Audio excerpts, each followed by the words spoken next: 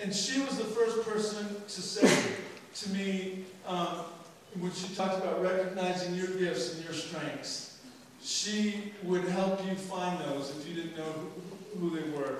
And she recognized people who love people. And everybody that's around her knew that she didn't just make you feel special. She loved you and saw you as special, you know? And she was always quick to be able to tell you, but she couldn't get mean. Right? And let me tell you, one time I was on a movie set, and I had, she got me a job as a stand-in, as a photo double. I was working stunt rigging, so I was at the craft services table all day, every day. And I was wiping this guy's budget out. So one day I come and I see no extras allowed. That includes Louis Whitney. I didn't get mad. I was a little, but I just got, oh, is he in trouble? Because I knew what I was going to do. I was going to tell him. And I called Gwyn. And that's all I had to do. I called Gwyn, and she came to set, and she saw that sign. And she walked right over to it, ripped it up. Where is it? And she went walking up to this person. And that's how she was. The way she was in court for Vinny is the way she was for me on the phone with the union.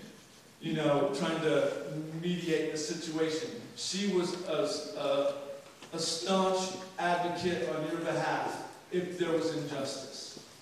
And the minute she saw injustice, that's when you knew that niceness and that joy and that love could turn into a righteous indignation that would burn really hot. And that's exactly why I had so much confidence that I didn't need to have, as one would call it, an ego eruption, you know, that I could rest and know that I was taken care of. And the same way when the blind lady was left alone in the room for hours, she cut my password off and made me fix it. You know, she was, and this foundation was a huge dream. And she loved to dream big dreams. And that was one of the first things I realized when I lost her. She was one of the people that would just say, I need to brainstorm. And she's actually the only person who ever said, I'm going to pay you money to come think with me. And we would sit down and just have crazy dreams and big dreams and just think. And I did her first website, and it turned into a bigger one than I could build. And I could step away because it needed this and it needed that. And then she did the, you know, and that's how it was. And I thought to myself, you know, I was having this moment of self-pity and anger, and I was like, God, you know, now Gwyn's gone. This is not right. And it's like Gwyn's little words came, Louis, don't do self-pity, hon. It never works. You can do this. You can do this. And I knew that that's right, that that's what she's leaving behind with us, is that she loved to see the success of others. She loved people. She hated injustice. And she passed that on to us. And she was just a bright light in a business where sometimes people are escorted off by security. The last floor. And this is how much people honor her. Is one time somebody disrespected her publicly on a movie set. Somebody that she went out of her way to get them a job. And the Teamsters had their revenge. If you guys have heard of green screens or blue screens, well, they're up in the woods on the western. And there's a guy in a blue suit holding horses. Because he was the unfortunate person who had disrespected women in a public way. So the Teamsters told him, and the Wranglers, that he needed to be in this blue suit because that way they wouldn't see him there holding the horses because it's computer.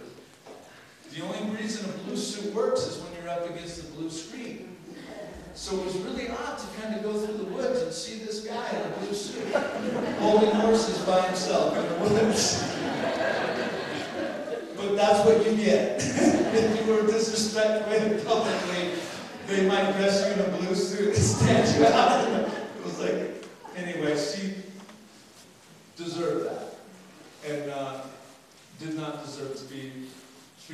grace, nobody told him that he was being punished. We just all had a laugh. And I thought that was enjoyable.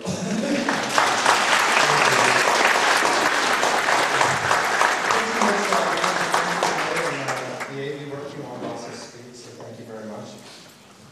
Well, my name's Nathan, and I know a lot of you. We all know and love Gwyn. One thing she would be asking if we were here, if we made it here on call time, and I think all of us did. The next thing we need to find out is where the crafty card is and when's lunch. So, but I wanted to just say a few things is that we all knew Gwyn and loved her as a cousin, as a sister, as a daughter, as a mother, as a friend.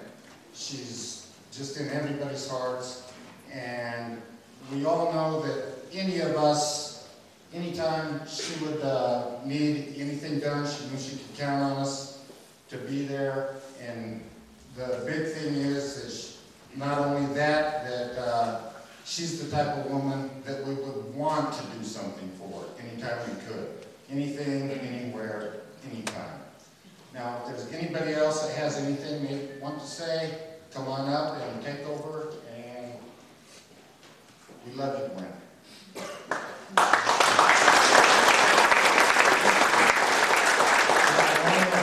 Come up, so you know, if you'd like to, you can. If you want to, okay. We'd love to have people speak. This was really about a celebration of one's life, and so we love hearing the stories. And your name is Elizabeth. I really feel like I have to say something to my name to think about. I'm Elizabeth Gable. I was Gwyn's friend / competitor. Both of us were fiercely competitive about the projects that we got, but at the same time, we rejoiced immensely when one of the other got a project. She would always call me and congratulate me when I got a project. I want to tell you from my heart, and I know this is from Gwyn's heart, that each and every extra to both of us is a jewel. We love you. We look at you as something that is perfect for that moment that we need in that film. And so when we call you, we want you to know that much thought, much care, and much love went into your selection. So each and every one of you, just remember that and hold that in your hearts when you think about Gwyn. That to her, you were a perfect diamond. I mourn Gwyn a great deal, but I rejoice greatly because I know that she's in heaven right now with Jesus, and she's dancing and having a great time.